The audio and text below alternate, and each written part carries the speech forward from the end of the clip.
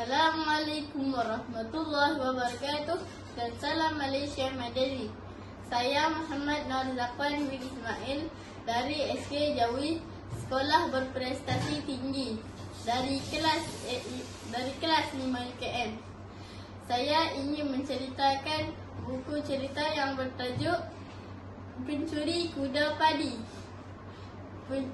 Pada suatu hari di negara Mongolia, tinggal seorang budak lelaki yang bernama Bolt.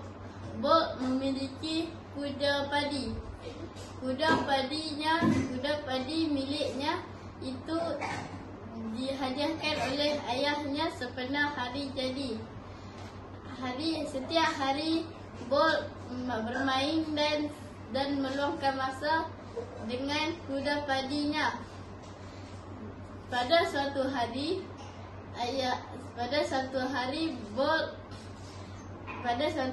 kuda padi itu telah hilang.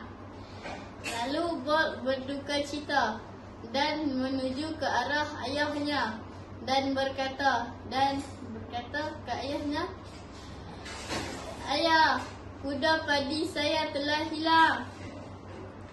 Lalu ayah membawa Bolt ke pasar untuk membeli kuda padi barunya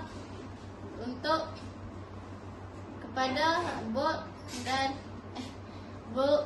di pasaraya. Di pasar, Bolt berjumpa kuda padi itu sama muka. Lalu dia menghampiri kuda padi itu. Lalu berkata, "Kuda padi ini hampir mirip dengan kuda padi saya yang lama." Lalu pencuri itu berkata,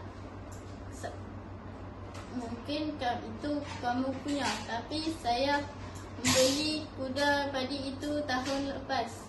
Lalu Bolt menutup dua belah mata kuda padi itu dan berkata, "Di manakah mata kuda padi ini yang buta?"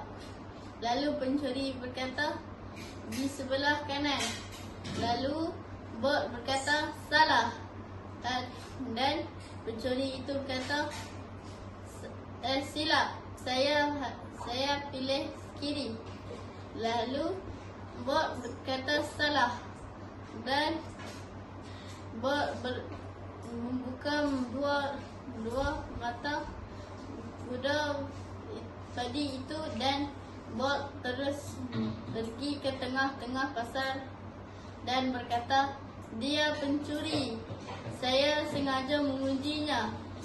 Dan ayah Bolt menyuruh dan semua penduduk pergi menangkap pencuri itu. Pencuri itu cuba melarikan diri. Pesan moral, siapa yang menipu akan terperangkap diri dari kesilapannya sendiri. Sekian, terima kasih.